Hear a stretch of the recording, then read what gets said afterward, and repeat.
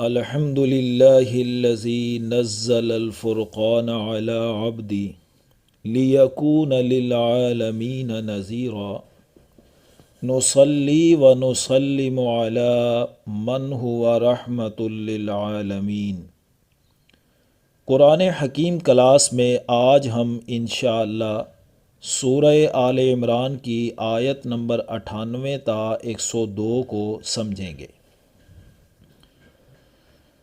دیکھیے، یہ بات کئی مرتبہ بتائی جا چکی ہے کہ حضور صلی اللہ علیہ وسلم سے پہلے اور نزول قرآن سے پہلے اس زمین پر تورات ہی وہ کتاب تھی جس کے مطابق فیصلے کرنے کا حکم دیا گیا تھا، اور قوم بنی اسرائیل کتاب الہی کی حفاظت پر مقرر کی گئی تھی، اور اس زمین پر وہ اللہ کی نمائندہ جماعت تھی۔ 2000 سال تک یہ منصب بنی اسرائیل کے پاس رہا۔ جب انہوں نے اس منصب سے بے وفائی کی انتہا کر دی اور نااہل ثابت ہو گئے، تو اللہ تعالیٰ نے بنی اسرائیل کو اس منصب سے معزول کر دیا، اور یہ منصب تا قیام قیامت امت محمدیہ صلی اللہ علیہ وسلم کو عطا کر دیا۔ قرآن حکیم میں اکثر مقامات پر اہل کتاب کی خرابیوں کو بیان کیا گیا ہے۔ یہ اہل کتاب قوم بنی اسرائیل کے ہی لوگ تھے۔ قرآن حکیم میں ان کی خرابیوں کے بیان کرنے کے 2 مقاصد تو بڑے واضح ہیں۔ نمبر 1، ان کو امت مسلمہ کے منصب سے معزول کرنے کی وجوہات بیان کی گئیں۔ انہوں نے منصب سے بے وفائی کی انتہا کی اور نااہل ثابت ہوئے، تو تب اللہ نے ان کو منصب سے معزول کر دیا۔ تو یہ وجوہات اللہ نے معزول کرنے کی بیان کی خرابیوں کی شکل میں۔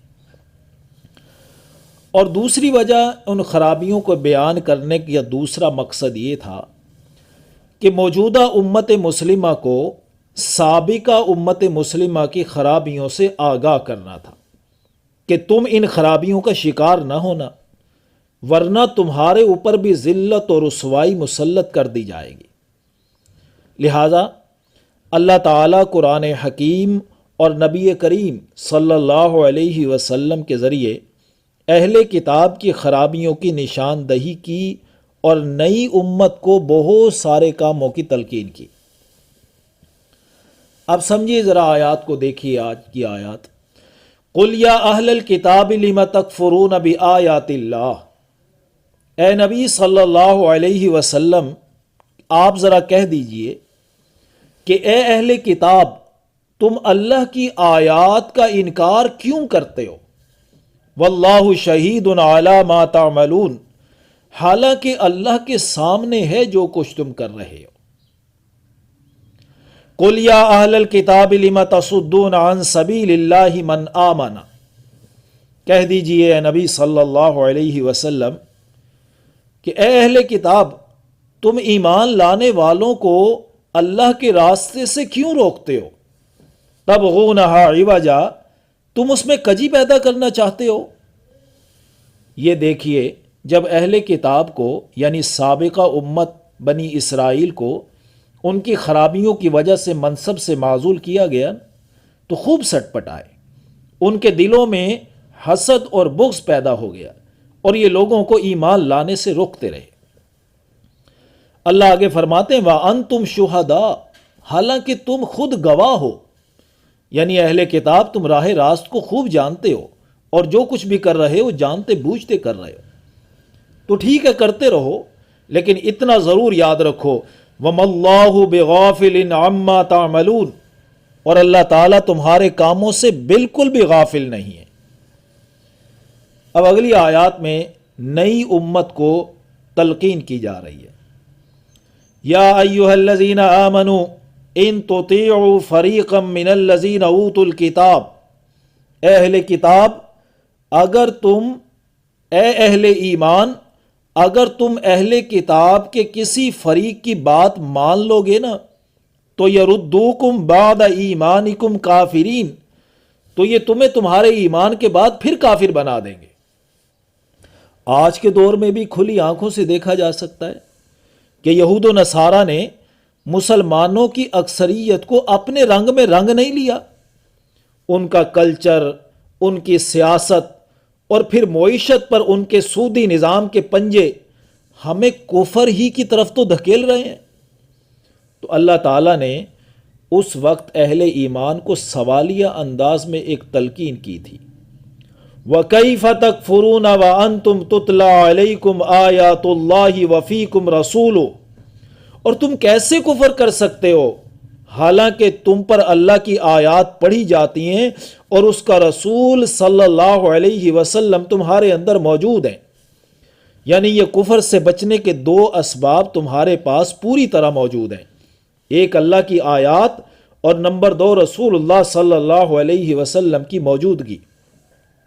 آج کے اہل ایمان کے پاس بھی کفر سے بچنے کے لیے دو چیزیں یہ موجود ہیں، اللہ کی آیات یعنی قرآن حکیم، اور نمبر دو حضور صلی اللہ علیہ وسلم کی احادیث مبارکہ اور سنت مطہرہ۔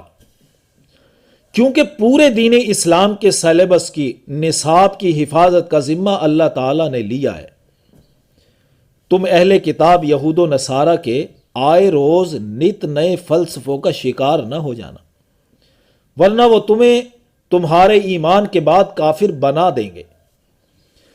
اے اہل ایمان، تم صرف دین اسلام کے سلیبس نصاب سے چمٹے رہنا، اور وَمَن يَعْتَصِم بِاللَّهِ فَقَدْ هُدِيَ إِلَىٰ صِرَاطٍ مُسْتَقِيمٍ، اور جو کوئی اللہ تعالیٰ سے چمٹ جائے تو اس کو صراط مستقیم کی ہدایت ہو گئی۔ اب اگلی آیات میں یہ بتایا جا رہا ہے کہ اللہ سے چمٹ جانے والے لوگ کیسے ہونے چاہیے۔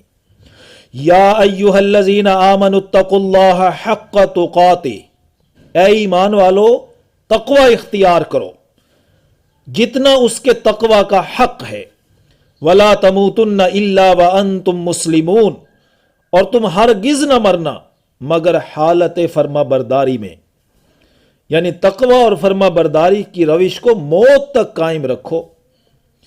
تقوی کا معنی لغوی معنی ہے بچنا، یعنی اہل ایمان کو چاہیے کفر و شرک سے بچتے رہیں، اللہ کی نافرمانیوں سے بچتے رہیں، یا مختصر یوں کہہ لیجئے کہ اپنے نظریات، اعمال اور قلبی کیفیات کو بچائے رکھنا ہر اس چیز سے جس سے اللہ تعالیٰ نے منع فرما دیا ہے، یہ تمام تقوی ہی کے مراحل ہیں۔ صحابہ کرام رضوان اللہ تعالی علیہم اجمعین نے جب یہ آیت سنی تو گھبرا گئے کہ یا رسول اللہ صلی اللہ علیہ وسلم، تقوی کا حق کون ادا کر سکتا ہے؟ تو اس کا جواب سورہ تغابن کی آیت نمبر 16 کے ذریعے دیا گیا کہ فاتقوا اللہ ما استطعتم، یعنی انسان اپنی استطاعت، طاقت اور توانائی اللہ کی نافرمانی سے بچنے میں لگا دے تو انشاءاللہ اللہ تعالیٰ فرما برداری پر ہی موت عطا کریں گے۔ جیسے حدیث پاک میں آتا ہے، کما تحیون تموتون و کما تموتون تحشرون، تو جس حالت پر زندگی بسر کرو گے تم، اسی حالت پر تمہیں موت آئے گی، اور جس حالت پر تمہیں موت آئے گی اسی حالت میں میدان محشر میں اللہ کے سامنے کھڑے کیے جاؤ گے۔ یعنی اگر فرما برداری پر موت آئی تو دن قیامت فرما برداروں کے گروہ میں اللہ کھڑے کریں گے۔ تو ہر انسان کو اللہ کی فرما برداری کے تسلسل کو توڑنا نہیں چاہیے، بلکہ موت تک اس پر کاربند رہنا چاہیے۔ نبی کریم صلی اللہ علیہ وسلم نے فرمایا، انما الاعمال بالخواتیم، اعمال کا دار و مدار خاتمہ پر ہے، یعنی دیکھا یہ جائے گا کہ جب اس کی زندگی کا خاتمہ ہوا اس وقت اس کے نظریات اور اعمال و کردار کیا تھے۔ تو اہل ایمان کو اس آیت مبارکہ میں بڑا واضح یہ حکم دیا گیا کہ اللہ کی نافرمانی سے بچو اور فرما برداری کے اس تسلسل کو موت تک قائم رکھو۔ اب یہ جو اگلی آیت آ رہی ہے وہ بڑی اہم ہے اور اس میں بہت باتیں تفصیل طلب ہیں، لہذا اس کو شروع کرنے کی بجائے آج کی نشست میں ہم اسی پر اکتفا کریں گے، تاکہ اگلی نشست میں اس کے متعلق ساری گفتگو ایک ہی نشست میں ہو جائے۔ اللہ تعالی ہمیں فرما برداری کے تسلسل کو موت تک قائم رکھنے کی توفیق نصیب فرمائے، آمین یا رب العالمین۔